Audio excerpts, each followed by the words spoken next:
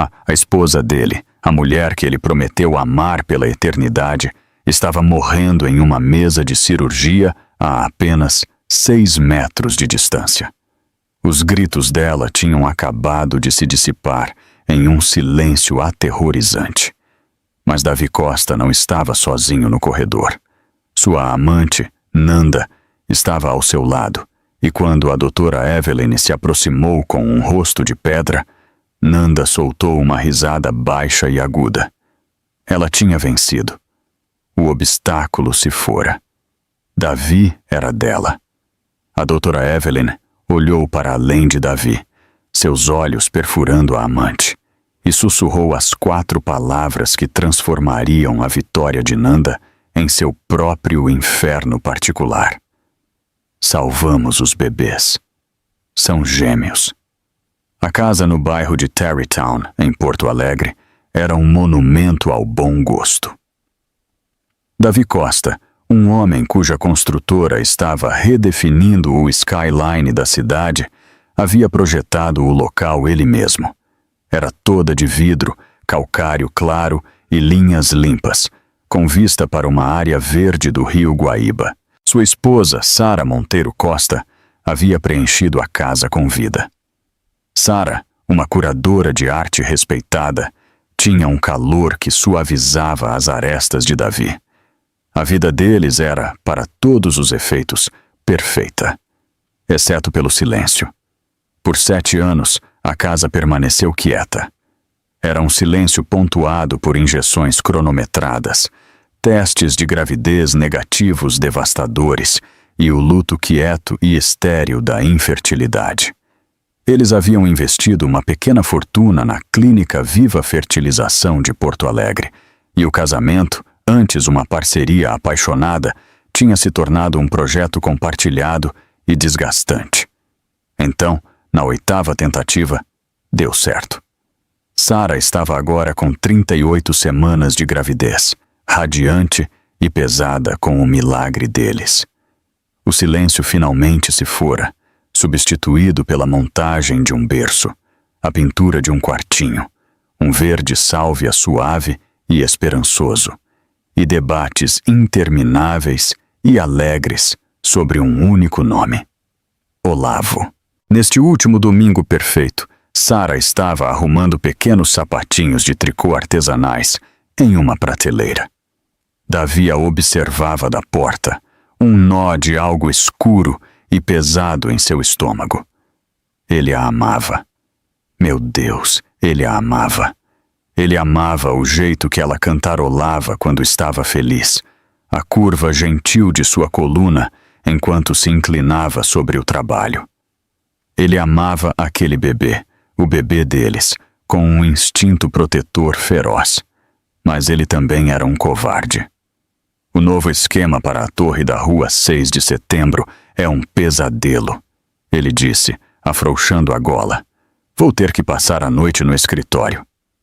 Sara se virou, o sorriso apenas ligeiramente diminuído. Ah, Davi, de novo? É a 3ª vez esta semana. Eu sei. É que este projeto é decisivo. Assim que terminar, serei todo seu. Eu prometo. Ele atravessou o quarto, beijou a testa dela e colocou a mão no tambor tenso da barriga. E seu também, Olavo. O bebê chutou, como se protestasse. Sara cobriu a mão dele com a dela. Tudo bem, apenas tome cuidado. Eu te amo. Eu também te amo, Davi sussurrou. A mentira tinha gosto de cinzas em sua boca. Ele não dirigiu para o escritório no centro da cidade. Ele dirigiu para um flat elegante e impessoal na Avenida Praia de Belas. Ele pegou o elevador para o 14º andar. A porta se abriu antes que ele pudesse bater. Nanda Santos não esperou que ele entrasse. Ela o puxou pela gravata, sua boca encontrando a dele. Ela era toda ângulos agudos, perfume caro e ambição perigosa e emocionante. Nanda era uma nova associada em sua firma, 28 anos, e via Davi não como um homem, mas como um prêmio. Você está atrasado, ela murmurou contra os lábios dele. Ela estava organizando o quartinho. Ele disse, sua culpa retornando. Nanda revirou os olhos, afastando-se para servir 2 taças de vinho. O quartinho. Que fofo. Você disse a ela que não estará lá para vê-lo? Que estará comigo? Nanda, conversamos sobre isso. É complicado. O bebê está chegando. O bebê, ela zombou entregando-lhe a taça. É só o que ela tem. Eu tenho você. Sua mente, sua ambição, seu futuro. Ela é seu passado, Davi. Um passado inchado e sentimental. Você sabe que não pode ficar. Assim que o garoto nascer, você terá que escolher. Ele sabia que ela estava certa. Ele tinha que escolher. Mas ao olhar para Nanda, tão feroz e intransigente, ele sentiu outro tipo de armadilha se fechando. O caso, que começou como uma fuga imprudente do mundo estéril e agendado da FV, havia se tornado uma segunda vida paralela. E era uma vida que exigia que ele incendiasse a primeira. Não esta noite, Nanda. Não vamos falar sobre ela esta noite, ele disse, colocando o vinho de lado. Ela sorriu, uma curva lenta e predatória de seus lábios. Certo, então não vamos falar de jeito nenhum. Ao cair sobre ela, ele forçou a imagem do quartinho verde sálvia e dos minúsculos sapatinhos de tricô para fora de sua mente. Ele era um homem vivendo 2 vidas e estava prestes a descobrir da maneira mais brutal possível que não se pode construir uma nova vida sobre uma fundação de mentiras. A estrutura inteira estava prestes a desabar. As 2 semanas seguintes foram uma obra-prima de engano. Davi Costa se movia por sua casa perfeita como um fantasma, seu corpo presente, sua mente a milhares de quilômetros de distância, em um flat na Praia de Belas. Ele era atencioso com Sara, esfregando seus pés inchados, trazendo-lhe gelo, dizendo-lhe o quão linda ela era. E cada palavra era verdadeira, o que só tornava as mentiras que ele contava a Nanda mais venenosas. Para Nanda, ele era o marido encurralado, contando os segundos até poder ser livre. Ele estava construindo uma fantasia com ela, um futuro em uma cobertura, viagens a Milão, uma vida livre da domesticidade que ele alegava estar sufocando-o. Ele era 2 homens diferentes, e o esforço estava fazendo-o desmoronar. Sara, apesar de todo o foco no bebê, não era tola. Ela construíra uma carreira notando detalhes que os outros perdiam. A mudança sutil na pincelada de um pintor, o significado oculto em uma linha. E ela viu as mudanças em Davi. Não era uma coisa grande. Eram 1000 fios minúsculos se desfazendo. Era a maneira como ele agora tomava banho no momento em que chegava em casa do trabalho até tarde, quando costumava desabar no sofá com ela. Era o cheiro de um perfume em seu paletó. Não o dela, algo mais afiado, almiscarado. Era o ping de seu celular, que ele agora mantinha virado para baixo na mesinha de cabeceira, às 2 da manhã. O fio final foi uma fatura da American Express. Ele a deixara em sua mesa, um descuido nascido da arrogância. Sara estava procurando um selo. Ela viu a cobrança.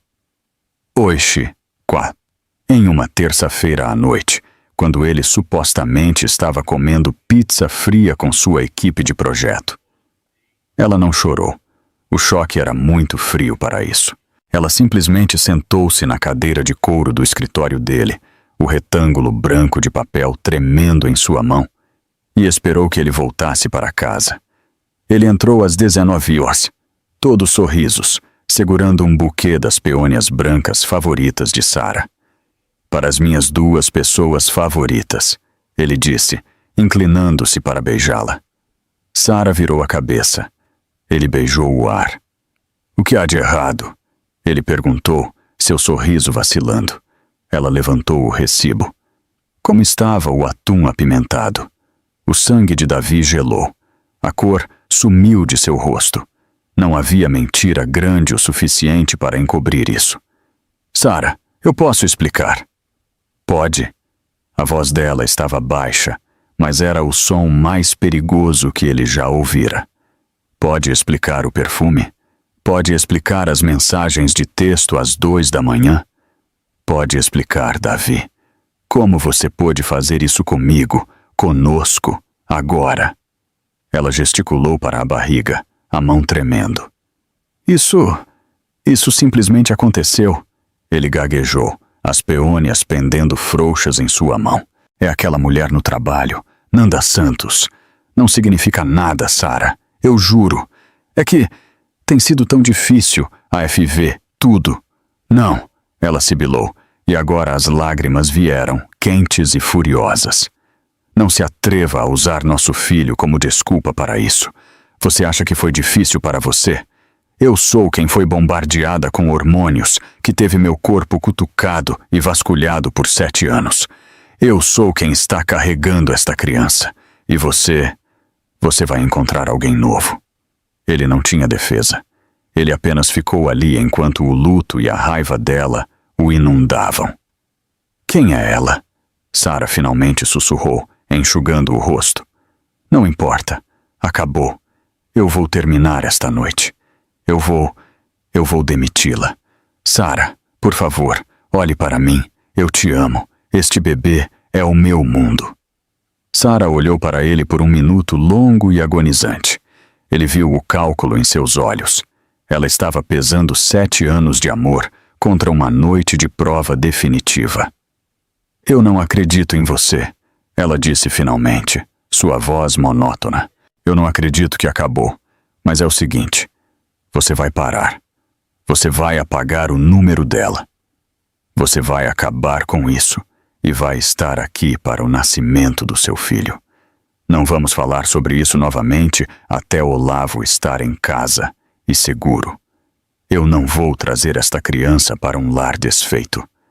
Você me entende, Davi? Era mais do que ele merecia. Era uma tábua de salvação.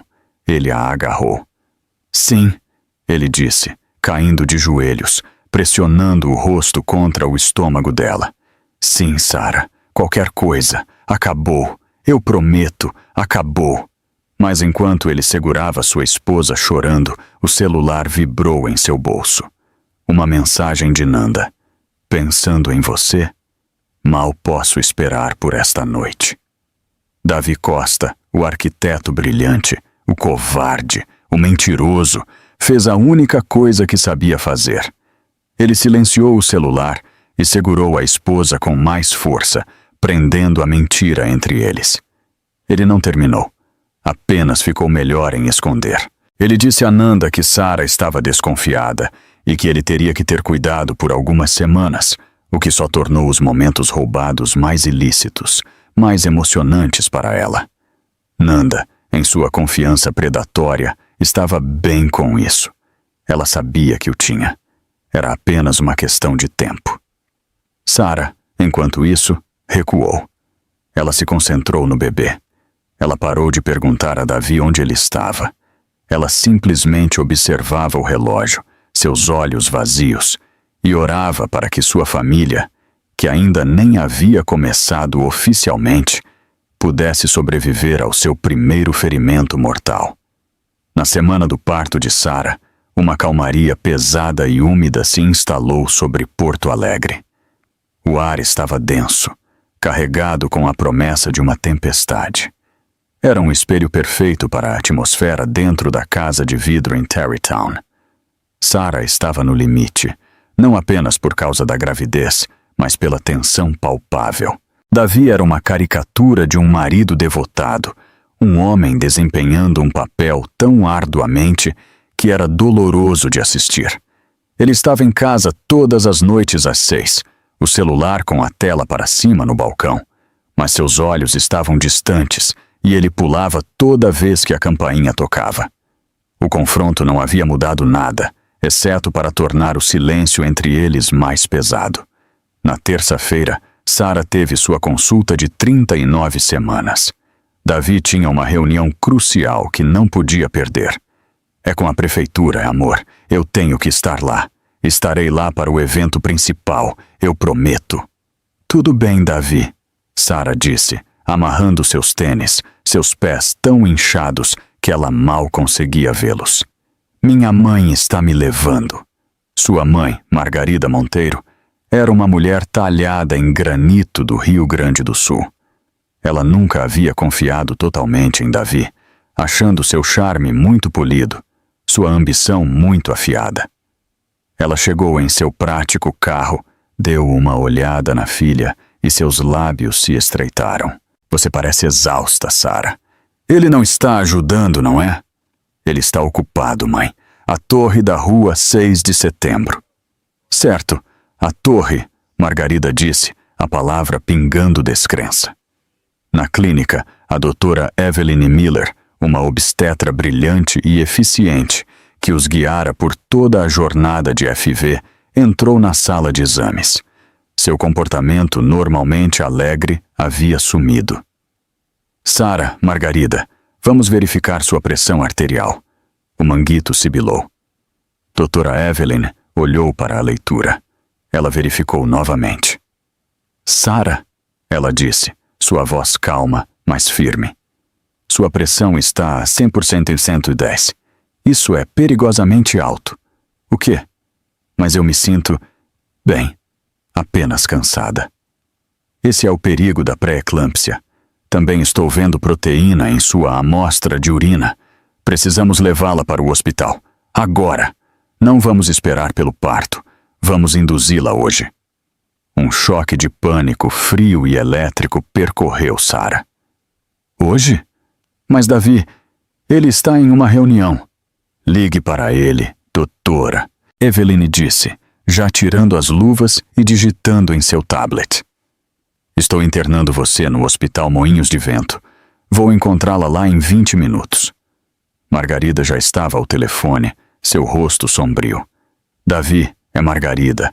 Sara está em apuros. Pré-eclâmpsia. Eles a estão induzindo agora no Moinhos de Vento. Davi estava de fato em uma reunião, mas não era com a prefeitura. Era em um lounge escuro e luxuoso no Hotel W, sua perna pressionada contra a de Nanda. Eles estavam bebendo champanhe, celebrando o futuro hipotético onde ele estaria livre. O celular dele vibrou. Margarida Monteiro. Ele estremeceu e silenciou. Quem é? Nanda perguntou, traçando a borda de sua taça. Ninguém. Apenas trabalho. O celular vibrou novamente. Margarida Monteiro. Ele silenciou de novo. Você é um péssimo mentiroso, Davi. Nanda ronronou. É ela, não é? Antes que ele pudesse responder, o celular vibrou uma terceira vez. Sara. Seu coração disparou. Sara nunca ligava quando estava com a mãe. Ele atendeu. Sara, está tudo bem? Davi. Era a voz de Margarida, aguda de terror. Estou dirigindo. Ela está... Deus. Davi, ela diz que não consegue enxergar direito. A visão dela está embaçada. Venha para o hospital. Moinhos de Vento. Agora. A linha ficou muda. O sangue drenou do rosto de Davi. Visão embaçada. Pressão alta. Ele havia lido os panfletos. Isso era ruim. Isso era alerta vermelho. Muito ruim. Eu tenho que ir, ele disse, jogando dinheiro na mesa. O quê? O rosto de Nanda se contorceu de raiva. Você está brincando comigo. Ela está fingindo, Davi. É uma manobra para fazer você voltar. Ela não está fingindo, ele retrucou, sua voz rouca de um medo súbito e real. Ela está no hospital. É o bebê. Está acontecendo. Ele correu do bar, deixando Nanda sentada sozinha no lounge. Ela ficou lá por 1 minuto inteiro, o champanhe com gosto azedo. Ele a havia deixado. Quando chegou a hora, quando a coisa real aconteceu, ele correu de volta para a esposa. Ele a escolheu. Uma fúria fria e narcisista, mais profunda e potente do que qualquer coisa que ela já sentira, se instalou sobre ela. Ela não era uma mulher para ser descartada. Ela não era a outra mulher. Ela era a mulher principal. e ela ia provar isso. Ela pegou o celular e chamou um Uber. Hospital Moinhos de Vento, ela disse ao motorista, sua voz perfeitamente calma. E por favor, dirija rápido. É uma emergência. Ela estava indo para o hospital. Ela ia encontrar Davi. Ela ia forçar a escolha ali mesmo. Ela não seria escondida. Ela não seria ignorada. A tempestade finalmente havia começado e Nanda Santos pretendia ser a única a permanecer de pé quando as águas baixassem. A ala de maternidade do Hospital Moinhos de Vento era um lugar de caos frenético e controlado. Quando o carro de Margarida parou bruscamente na entrada de emergência, Sara mal estava consciente. Uma equipe estava esperando. Eles a levaram às pressas para uma sala de parto, alarmes já apitando. Evelyn Miller estava lá, paramentada e focada. Ela está em pré-eclâmpsia grave, beirando a eclâmpsia, ela disse às enfermeiras. Apliquem sulfato de magnésio agora e preparem para uma cesariana de emergência. Ela está entrando em colapso. Isso não é apenas pré-eclâmpsia. Eu acho que é síndrome HELP. Síndrome HELP. O acrônimo era uma sentença de morte. Hemólise, enzimas hepáticas elevadas, baixa contagem de plaquetas.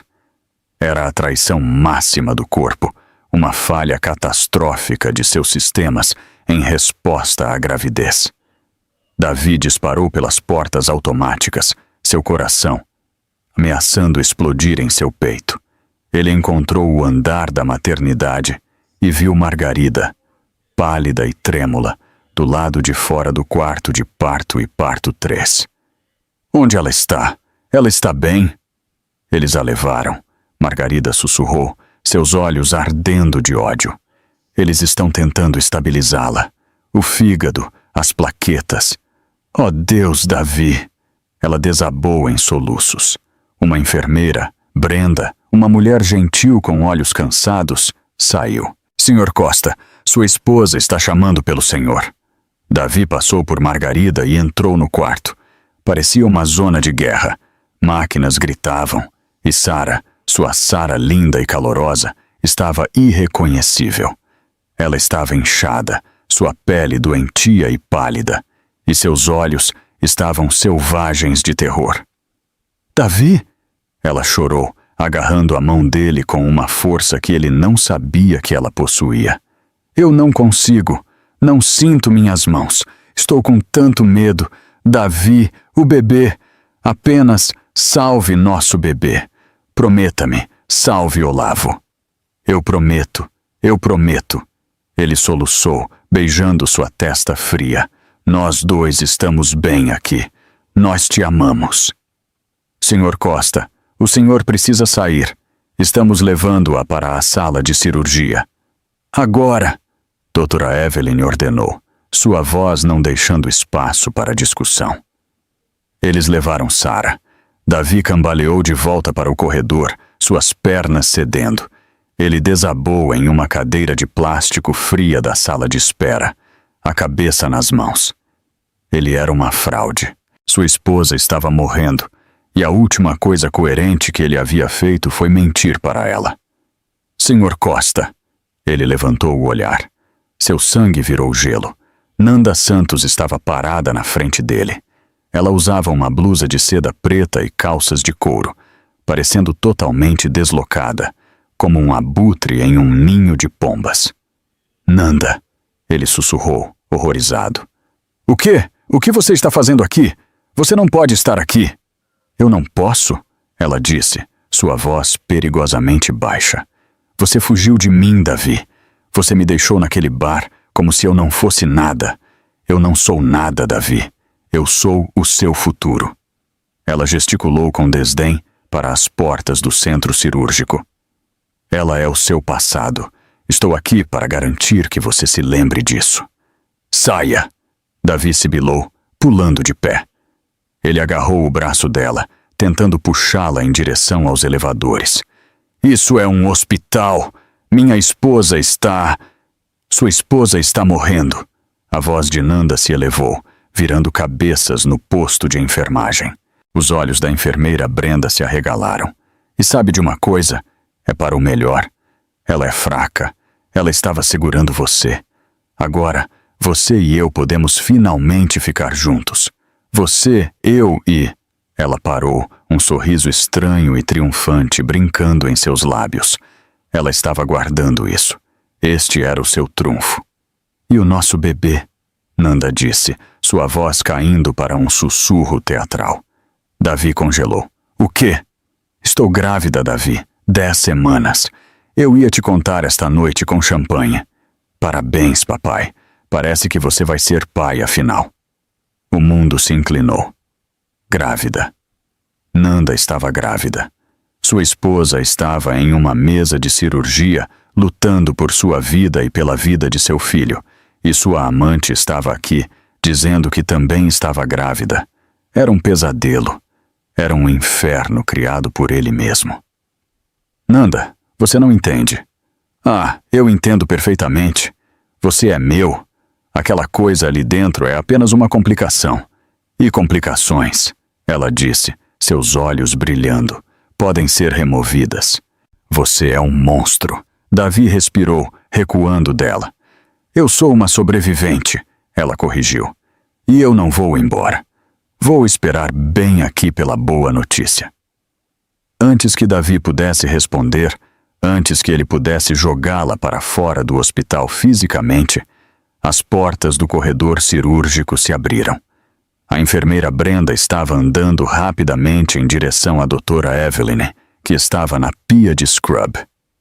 Doutora, Brenda disse, sua voz baixa, mas urgente.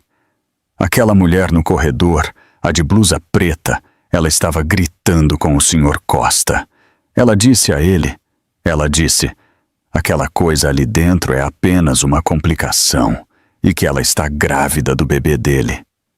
Doutora Evelyn parou de esfregar. Ela virou lentamente os olhos sobre o topo de sua máscara cirúrgica, endurecendo-se em lascas de gelo. Ela acabara de ver a contagem de plaquetas de Sara Costa. Ela sabia o que estava acontecendo.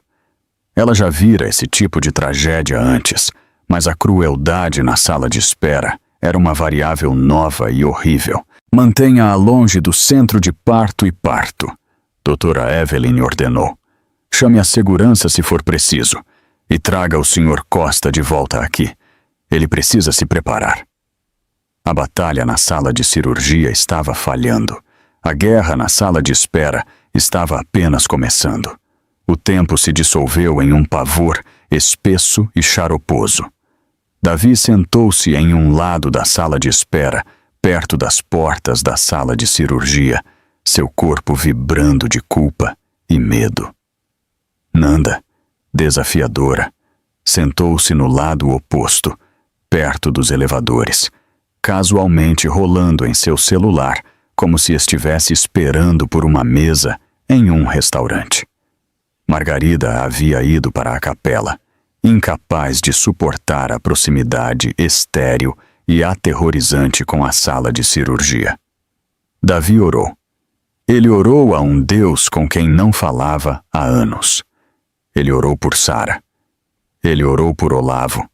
Ele orou para que este pesadelo acabasse, para que o relógio voltasse, para uma chance de desfazer os últimos 6 meses de sua vida. 1 hora se passou, depois 2. A atmosfera no andar mudou. As enfermeiras se moviam com uma nova e sombria urgência. Davi ouviu um código azul ser chamado pelo interfone, seguido por Centro Cirúrgico de Parto e Parto, Sala 2. O quarto de Sara. Ele se levantou de um salto. Uma enfermeira o empurrou gentilmente de volta. Senhor, por favor, espere. Ele assistiu, impotente, enquanto o carrinho de emergência era empurrado pelas portas.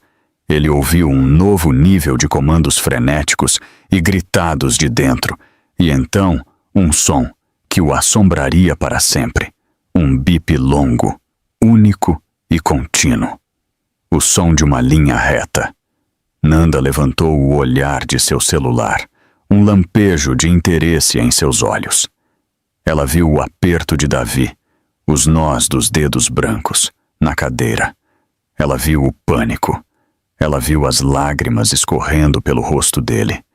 E então as portas da sala de cirurgia se abriram. Doutora Evelyn Miller saiu. Ela não era mais uma cirurgiã. Ela era uma executora. Ela tirou as luvas ensanguentadas e a touca cirúrgica. Seu cabelo curto e grisalho estava suado. Seu rosto era uma máscara de profunda tristeza profissional. Ela caminhou diretamente até Davi. Ele já sabia. Ele já estava balançando a cabeça. Não! Não! Não! Senhor Costa. Davi. A voz da doutora Evelyn estava baixa, cansada. Fizemos tudo o que podíamos. A síndrome HELP de Sarah foi catastrófica. O fígado dela falhou. Ela desenvolveu coagulação intravascular disseminada. Ela estava sangrando por toda parte. Não conseguimos parar. Demos a ela 30 bolsas de sangue, mas ela teve uma embolia maciça. A médica respirou fundo. Eu sinto muito, muito. Nós a perdemos. Sarah, ela se foi. Davi Costa se estilhaçou. Um som saiu de seu corpo que não era humano.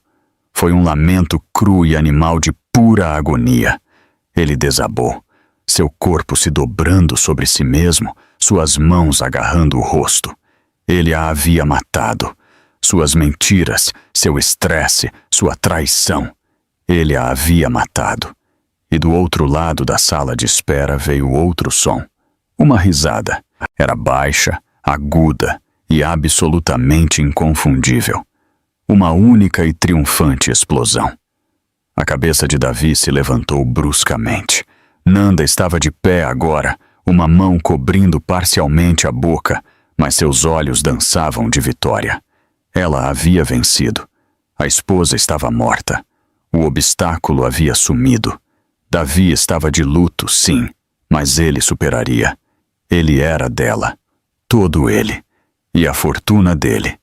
Ela se aproximou, seus saltos ecoando no linóleo, seu rosto uma máscara perfeita e falsa de simpatia. Oh, Davi, querido, eu sinto muito pela sua perda. Que tragédia! Davi, em seu choque e luto, só conseguia encará-la. Os olhos da doutora Evelyn, que estavam fixos em Davi, giraram lentamente para Nanda. Ela a reconheceu instantaneamente. A mulher do corredor. A complicação. Seu olhar era tão frio, tão cheio de desprezo, que poderia ter congelado o fogo. O sorriso de Nanda vacilou sob o peso dele. Senhor Costa, doutora Evelyn disse, sua voz de repente aguda, cortando deliberadamente a performance de Nanda. Ela não tirou os olhos da amante. Senhor Costa, não pudemos salvar Sarah. Ela fez uma pausa. Mas salvamos os bebês. A cabeça de Davi, enterrada nas mãos, levantou-se lentamente. Que bebês? Não, não. É um menino. Olavo. Doutora Evelyn finalmente voltou seu olhar para Davi, e pela primeira vez um lampejo de suavidade entrou em seus olhos. Foi uma surpresa, ela disse, sua voz gentil, mas alta o suficiente para Nanda ouvir cada palavra. Um bebê estava posicionado diretamente atrás do outro em todos os ultrassons. É raro, mas acontece. Não sabíamos até entrarmos. Ela se ajoelhou, colocando a mão no ombro de Davi. O senhor tem um filho, Davi. Ele é minúsculo, mas é um lutador. E o senhor tem uma filha. São gêmeos. As 4 palavras atingiram o ar. São gêmeos. O rosto de Nanda, que estava iluminado pelo triunfo, ficou total e terrivelmente pálido. O sorriso sumiu, substituído por uma máscara de horror branco giz. Sua boca se abriu, mas nenhum som saiu. Gêmeos. Não uma criança inconveniente e em luto. 2 bebês. 2 elos vivos, permanentes e inquebráveis, com a esposa santa e morta. 2 herdeiros do legado Costa. 2 lembretes minúsculos, gritando e caros de Sarah para sempre. Sua própria gravidez, que ela vira como seu trunfo, seu cheque-mate, era de repente uma responsabilidade. Ela não era uma nova vida emocionante. Ela era apenas a outra, aquela com o 3º bebê. Davi não era mais um viúvo em luto que ela poderia confortar e reivindicar. Ele era um pai solteiro de gêmeos recém-nascidos. Sua vitória, tão doce segundos antes, havia se transformado em cinzas em sua boca. Ela recuou, tropeçando, seus olhos arregalados de pânico. Ela havia rido, e agora o universo estava rindo de volta. Os dias que se seguiram foram um borrão de cheiros antissépticos, o baipe rítmico das máquinas da UTI neonatal e uma culpa esmagadora e sufocante. Os gêmeos, Olavo e Olivia, eram incrivelmente pequenos, seus corpos perdidos em um emaranhado de fios e tubos dentro de suas incubadoras separadas.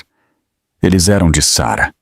Eles tinham suas pálpebras delicadas, seu cabelo fino, e Davi, olhando para eles através do plástico transparente, não sentia nada além de uma sensação profunda e vazia de ser um impostor. O funeral de Sarah foi um evento quieto e agonizante. Margarida Monteiro ficou à beira da sepultura, seu rosto uma escultura de pedra de luto. Ela não falou com Davi. Ela não olhou para ele. Ela simplesmente aceitou a bandeira dobrada. Sarah havia sido filha de um militar da Força Aérea, Air Force Brat, e encarou o caixão polido, seu ódio pelo homem que havia partido o coração de sua filha, uma força física palpável. Davi estava sozinho. E então ele não estava. Nanda Santos, após seu choque inicial, havia se recomposto. Ela tinha uma nova estratégia. Ela apareceu em seu sobrado em Tarrytown, uma semana após o funeral, vestida de preto fúnebre e modesto. Ela trouxe uma caçarola. Davi, ela disse suavemente, entrando antes que ele pudesse impedi-la. Eu sei que você está sofrendo. E eu sei que fiquei chocada no hospital. Eu não queria reagir daquela maneira. Foi tudo demais. Davi, que estava funcionando com 3 horas de sono e pura autoaversão, apenas a encarou. Você riu, Nanda? Eu estava histérica. Ela mentiu, os olhos arregalados com falsa inocência. Foi tudo tão horrível. Sarah, e então gêmeos. Eu desabei. Mas eu estou aqui agora. Estamos nisso juntos, Davi. Você, eu e nosso bebê. Ela colocou a mão em sua barriga reta. Podemos criá-los todos, juntos, uma nova família. Davi olhou para ela, para esta mulher que chamara sua esposa moribunda de complicação, e sentiu uma repulsa tão profunda que quase o fez vomitar. Saia, ele sussurrou.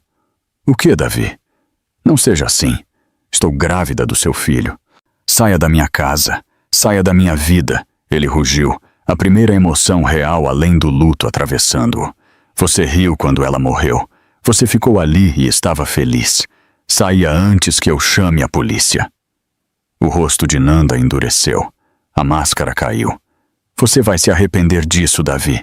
Você não pode simplesmente me descartar. Estou carregando seu bebê. Eu não vou a lugar nenhum. Veremos, ele disse, batendo a porta na cara dela. Ele estava encurralado. Um pai solteiro de 2 bebês prematuros com quem mal se sentia conectado, e uma amante grávida e monstruosa que ameaçava arruiná-lo. Seu pesadelo estava apenas começando. 2 semanas depois, ele foi chamado para uma reunião no Hospital Moinhos de Vento. Ele presumiu que fosse sobre o plano de alta dos gêmeos, mas quando ele entrou, não era apenas a doutora Eveline. Um administrador de hospital, de rosto sombrio, Roberto Paes, e um homem de terno, Dr. Arão Paiva, o chefe de genética hospitalar, também estavam à mesa. Senhor, Costa, por favor, sente-se. Paz disse, seu tom formal. São os gêmeos? Eles estão bem? Davi perguntou, seu coração apertando. Os gêmeos estão se estabilizando, doutora Evelyn disse gentilmente. Isto é sobre outra coisa. Davi, quando você e Sara passaram pelo tratamento de FIV na clínica Viva Fertilização de Porto Alegre, foram vários ciclos, correto? Sim, Davi disse confuso. 8 ao longo dos anos. Este último foi o que funcionou. Dr. Paiva pigarreou e abriu um arquivo. Sr. Costa, como parte da avaliação de UTI neonatal para gêmeos prematuros, fizemos um painel genético completo, apenas para descartar quaisquer problemas congênitos.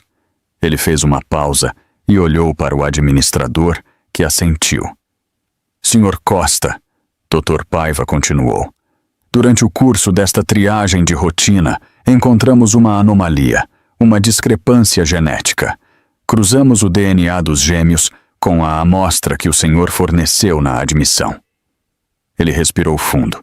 Davi, os marcadores genéticos mostram que o senhor não é o pai biológico dos gêmeos. O silêncio na sala foi absoluto. Davi apenas encarou. O quê? Isso é impossível. Isso é um absurdo. Fizemos FIV. Eram meus. Eram nossos embriões. Não, doutora Evelyn disse, sua voz cheia de simpatia. Era o óvulo de Sara, mas a amostra de sêmen não era a sua. Paz, o administrador, interrompeu, sua voz toda profissional. Parece que houve um erro catastrófico na clínica de fertilidade. A Viva Fertilização é uma entidade separada, mas eles têm privilégios em nosso hospital. Nós cruzamos os registros deles daquele dia. Parece que sua amostra foi extraviada e a amostra de outro paciente foi usada para fertilizar os óvulos da senhora Monteiro. Davi não conseguia respirar. A sala estava girando. Os bebês, Olavo e Olívia, as únicas coisas que restavam de Sara. Eles não eram dele. Seu sacrifício, sua traição, suas mentiras, o estresse que ele estava convencido de ter contribuído para a morte de Sara. Foi tudo em vão. Ele havia destruído sua vida e perdido sua esposa pelos filhos de outro homem. Quem? Davi finalmente engasgou. Um casal. Doutora Evelyn disse suavemente. Marcos e Juliana Bispo. Eles também eram pacientes. Eles têm tentado por 10 anos. Foi-lhes dito que o último ciclo falhou. Davi Costa começou a rir. Era um som quebrado e horrível, ecoando o que ele ouvira na sala de espera. Ele era um homem que tinha tudo, e no espaço de 3 semanas havia ficado com absolutamente, cosmicamente, nada. A notícia do Dr. Paiva não apenas quebrou Davi Costa, ela o desfez. O luto por Sara tinha sido um peso esmagador e tangível. A culpa tinha sido um fogo queimando-o por dentro. Mas esse novo conhecimento, isso era algo mais. Era um vácuo. Sugou a própria medula de seus ossos, deixando-o uma casca oca e sem peso. Ele saiu do escritório do administrador, flutuou pelo elevador e dirigiu seu carro de volta para a casa de vidro em Tarrytown. Ele estava, da maneira mais profunda e terrível, livre. Ele era um homem sem esposa, sem filhos e sem futuro. Ele era um fantasma em sua própria vida. Ele entrou na casa. As peônias de Sara, aquelas do último dia horrível, estavam mortas há muito tempo, suas pétalas um confete marrom e pálido no console de mármore.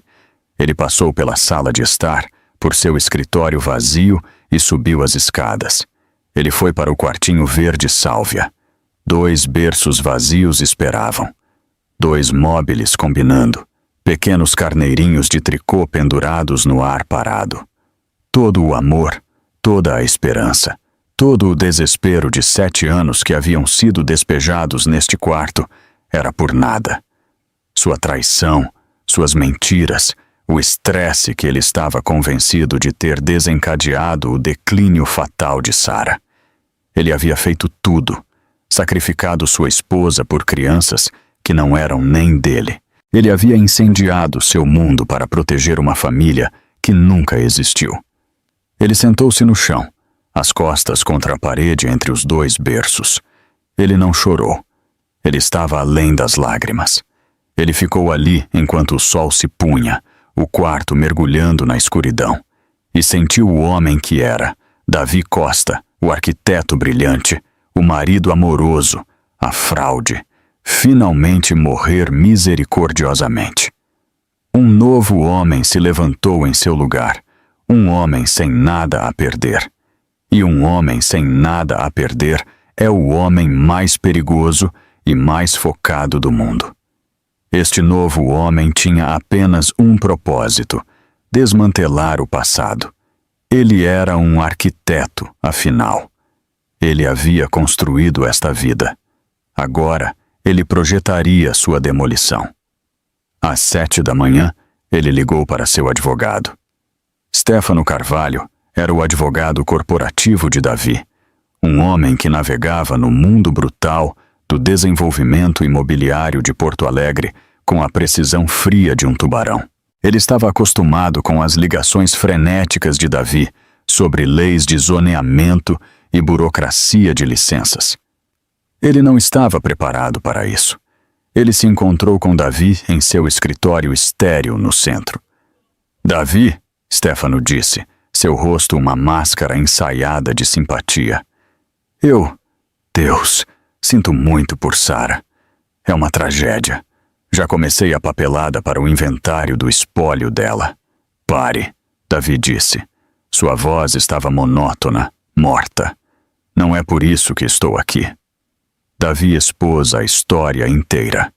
A FV, a síndrome HELP, a morte, os gêmeos e, finalmente, o relatório genético. Stefano Carvalho, um homem que vira negócios de bilhões de reais desmoronarem e parceiros apunhalarem-se pelas costas, ficou sem palavras. Ele tirou os óculos, os poliu e olhou para o cliente. "Meu Deus, Davi, a Viva Fertilização, eles estão acabados." "Esse é o seu primeiro trabalho", Davi disse. "Quero que entre com uma ação por morte injusta. Quero que entre com uma ação por erro médico catastrófico. Quero que encontre cada centavo que eles têm e cada centavo que o seguro deles tem. E quero que pegue. Vamos criar um fundo memorial. O Fundo Memorial Sarah Monteiro Costa. Ele financiará pesquisas sobre a síndrome HELP e apoiará famílias destruídas por negligência em clínicas de fertilidade. Quero que os arruine, Stefano. Não por mim. Por ela." Carvalho assentiu lentamente, o tubarão nele farejando sangue. "Será um caso marcante. Será feito." "Segundo", Davi continuou, seus olhos como lascas de gelo. "Nanda Santos." "A amante." Carvalho estabeleceu, seu tom mudando para desgosto. "Bagunça. Ela terá que ser paga. Ela está grávida. Presumo que alegará. Ela está alegando. Ela está alegando que é meu. Eu não acho que seja. Um teste de paternidade, então. Podemos..." "Não", Davi interrompeu. "Não apenas um teste. Eu quero saber tudo. Você usa meu dinheiro, contrata o melhor detetive particular deste estado. Quero os registros do cartão de acesso dela da empresa nos últimos 6 meses. Quero os relatórios de despesas dela. Quero as faturas do cartão de crédito dela, os recibos de Uber, as estadias em hotéis. Quero saber com quem ela estava em todas as noites que não estava comigo. Ela estava se protegendo, Stefano. Eu era apenas uma de suas perspectivas. Quero saber quem era a outra." Carvalho olhou para o homem à sua frente. Este não era o viúvo em luto. Este era um executor. "Isso não é apenas uma estratégia legal, Davi. Isso é um acerto de contas. Chame como quiser, Davi disse, levantando-se. Apenas faça, e encontre os verdadeiros pais dessas crianças. Quero conhecê-los. O encontro com Nanda foi marcado para 3 dias depois. O investigador foi rápido. Davi tinha o arquivo. Era pior e melhor do que ele poderia ter imaginado. Ele escolheu um Starbucks brilhante e sem alma em uma esquina movimentada, um lugar sem memórias e sem sombras. Ela entrou e Davi foi atingido pela audácia de sua performance. Ela não estava vestida de preto. Ela usava um tailleur creme de aparência cara, uma roupa para um novo começo. Sua mão estava apoiada possessivamente em sua barriga mal saliente. Ela não estava ali para lamentar com ele. Ela estava ali para negociar os termos de sua nova vida. Davi, ela disse, sua voz um ronronar suave de simpatia fabricada. Ela se sentou, sua bolsa cara batendo na mesa. Estou tão feliz que você finalmente está pronto para ver a razão. Eu sei que você está sofrendo. Eu realmente sei. Mas isso, ela acariciou a barriga, é uma bênção. Um novo começo para nós. Eu já pedi ao meu advogado para redigir uma papelada preliminar, uma consideração muito generosa para o nosso futuro. Davi apenas mexeu seu café preto, o raspar do palito de madeira sendo o único som. Nanda se inclinou, sua máscara de simpatia se apertando. Olha, eu sei que é difícil ver isso agora, mas é o que Sara gostaria. Que você fosse feliz. Podemos vender aquele mausoléu de casa, encontrar uma cobertura linda no centro, apenas você, eu e nosso bebê, nossa verdadeira família. Davi levantou o olhar. Seus olhos estavam tão vazios, tão desprovidos de luz, que o sorriso de Nanda vacilou por um segundo. Os gêmeos não são meus, Nanda. O rosto dela congelou. O quê? Davi, não seja cruel. Só porque são complicações, não significa que você pode simplesmente... Eles não são meus filhos, ele repetiu, sua voz monótona. Houve uma confusão na clínica de FIV. Um teste genético confirmou. Eles pertencem a outro homem, outro casal. Eu não sou o pai deles. Nanda olhou para ele. Ela processou a informação. Incredulidade. Confusão. E então, o alívio mais profundo e nauseante. Começou com um bufo, um sopro de ar incrédulo. Então seus ombros começaram a tremer. Ela cobriu a boca, mas não adiantou. Uma risada aguda irrompeu dela. Pessoas em outras mesas se viraram para olhar. Oh, meu Deus! Ela ofegou, lágrimas de verdadeira alegria escorrendo de seus olhos. Ela colocou a cabeça na mesa, seu corpo convulsionando de riso. Você está falando sério? Oh, Davi, isso não tem preço. Ela se sentou, enxugando os olhos, o rosto corado de vitória. Você passou por tudo isso, perdeu tudo, por nada, pelos filhos de outra pessoa. Oh, meu Deus, você realmente é o tolo mais patético que já conheci. Ela se recompôs, respirando fundo e tremendo. Seus olhos brilhavam agora. Todos os vestígios de falsa simpatia haviam desaparecido, substituídos por puro triunfo predatório. Bem, ela disse, ajeitando a jaqueta. Uau. Ok, isso torna as coisas muito mais limpas, não torna? Toda aquela bagagem. Puf, sumiu. É só você, eu e isso. Ela deu um tapinha na barriga, seu sorriso largo e genuíno pela primeira vez. Nosso bebê, nosso herdeiro, o verdadeiro legado Costa. Davi apenas a observou, sua expressão inalterada. Você está certa, torna as coisas mais limpas. Ele deslizou uma pasta grossa de papel pardo pela mesa. O sorriso de Nanda vacilou. O que é isso? A papelada que meu advogado enviou? Não, Davi disse. É do investigador do meu advogado. Ela abriu. Seu sorriso sumiu. Dentro estavam fotografias. Ela beijando Alexandro Valente, um sócio sênior da empresa, na garagem do Hotel Dabi. Recibos de hotel lançados na conta da empresa por noites em que ela dissera a Davi que estava trabalhando até tarde. Faturas de cartão de crédito mostrando jantares no Oishi com Valente.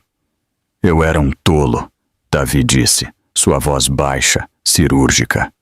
Eu estava tão envolvido em minhas próprias mentiras que não conseguia ver as suas. Você não estava apaixonada por mim, Nanda. Você estava apenas fazendo um teste, vendo qual parceiro na empresa morderia primeiro. Eu era apenas o plano A. Como está o plano B? Ele deslizou um segundo documento sobre o arquivo. A ordem judicial. Eu não sei do que você está falando. Ela gaguejou, sua face ficando branca como giz. Essa é uma ordem judicial para um teste de paternidade pré-natal, Davi disse. Nomeia a mim e a Alexandro Valente como potenciais pais. Meu advogado Stefano Carvalho é muito completo. Ele enviou uma cópia para o advogado de Alexandro e para a esposa de Alexandro há cerca de 1 hora. O mundo de Nanda implodiu. A cor drenou de seu rosto. Sua boca se abriu, mas apenas um pequeno som de engasgo saiu. Este era um acerto de contas que ela nunca previra. Ela havia exagerado e agora havia perdido tudo. Você riu quando minha esposa morreu, Davi disse, levantando-se da mesa. Você riu quando descobriu que meus filhos não eram meus. Ria agora, Nanda. Ele a deixou lá, uma estátua de sua própria ambição, o arquivo aberto à sua frente, enquanto os outros clientes do Starbucks assistiam ao seu colapso silencioso, frenético e completo. O teste de paternidade, algumas semanas depois, confirmou. O bebê era de Alexandro Valente. Valente, em uma tentativa desesperada de salvar seu próprio casamento e carreira, prontamente negou tudo, demitiu Nanda por má conduta profissional grave e fez o advogado de sua esposa notificá-la com uma ordem de cessar e desistir. Nanda Santos, que apostara em conseguir um marido rico, foi deixada grávida, desempregada e totalmente sozinha, uma pária na cidade que ela tentara conquistar. 2 dias depois, Doutora Evelyn facilitou o encontro mais difícil da vida de Davi. Marcos e Juliana Bispo pareciam ter sido esvaziados por uma década de luto. Eram pessoas gentis e doces, de uma pequena cidade fora de Porto Alegre, e olhavam para Davi com uma combinação aterrorizante e ilegível de pena, gratidão e tristeza. Senhor Costa, Juliana sussurrou. Suas mãos estavam juntas. Nós não sabemos o que dizer. Sentimos muito, muito pela sua perda, por sua esposa, Sara. Davi apenas assentiu, sua garganta muito apertada para falar. Evelyn os levou todos para a UTI neonatal. A enfermeira Brenda, com os olhos ternos de simpatia, estava esperando. Davi ficou para trás enquanto Marcos e Juliana se aproximavam das 2 incubadoras. Marcos pressionou a mão contra o plástico do berço de Olavo. Ele tem as orelhas do meu pai. Ele engasgou, lágrimas inundando seus olhos instantaneamente. Juliana apenas encarou Olívia, seu corpo inteiro tremendo, um som de puro e não adulterado espanto escapando dela. Ela é real. Oh, Marcos, depois de todo esse tempo, ela é real. Davi os observou. Ele observou esse amor puro e não contaminado sair deles. Esta era a primeira coisa boa, a primeira coisa certa que havia acontecido desde aquele último domingo perfeito. Esta era a família que Olavo e Olívia deveriam ter. Nós queremos homenagear Sara, Marcos disse, virando-se para Davi, seu rosto uma mistura de lágrimas e alegria. Gostaríamos que o nome do meio de Olívia fosse Sara. Se se estiver tudo bem para o Senhor. A barragem se rompeu. As primeiras lágrimas reais, as lágrimas de um luto tão profundo que ele não conseguira tocar, picaram os olhos de Davi. Ele assentiu. Sim, ela gostaria disso. Ele observou a enfermeira Brenda ajudar Juliana a segurar sua filha pela primeira vez. Ele observou Marcos colocar um único dedo na mão minúscula de Olavo e viu o bebê agarrá-lo. Ele era o estranho. Ele era o fantasma. Seu papel nesta história havia acabado. Ele se virou, sem ser visto, e saiu da UTI neonatal, deixando os bispo com o milagre deles. O desmantelamento foi rápido. O processo contra a viva fertilização foi resolvido por uma soma impressionante, levando a clínica à falência e virando notícia nacional. O Fundo Memorial Sara Monteiro Costa foi estabelecido no dia seguinte. Davi vendeu a casa de vidro em Tarrytown. Ele vendeu sua sociedade na empresa. Ele liquidou cada ação, cada título, cada último vestígio de sua velha vida. Sua última parada foi a casa de Margarida Monteiro. Ela abriu a porta. Ela havia envelhecido uma década. O granito gaúcho de seu rosto estava rachado, revelando um luto cru e sem fundo. Margarida, ele disse. Ele estava segurando um único cheque administrativo. Ela apenas o encarou, seus olhos ardendo com um ódio frio e puro. É tudo, ele sussurrou, sua voz embargada. A casa, a empresa, as ações. É tudo o que me resta. É por ela, por você. Ele estendeu o cheque. Ela olhou para o cheque, depois de volta para ele. Você acha que isso a traz de volta? Ela sibilou, sua voz como cascalho. Não, nada atrás. Ela amava você, Margarida disse, e as palavras foram um veredicto final e condenatório. Ela sabia. Ela me disse na semana anterior. Ela sabia que você estava traindo e ela ia ficar. Pelo bebê, suas mentiras, o estresse, você e aquela vagabunda. Você fez isso. Os médicos podem chamar de síndrome HELP, eu chamo de assassinato. Davi ficou ali e aceitou. Ele não tinha defesa. Eu sei. Ela pegou o cheque da mão dele. Bom, eu espero que você viva 1000 anos, Davi, e espero que você se lembre do rosto dela e do que você fez com ela a cada segundo disso. Ela bateu a porta na cara dele. Ele tinha terminado. Davi Costa se afastou. Ele entrou em uma velha caminhonete usada que comprara com o último de seu dinheiro.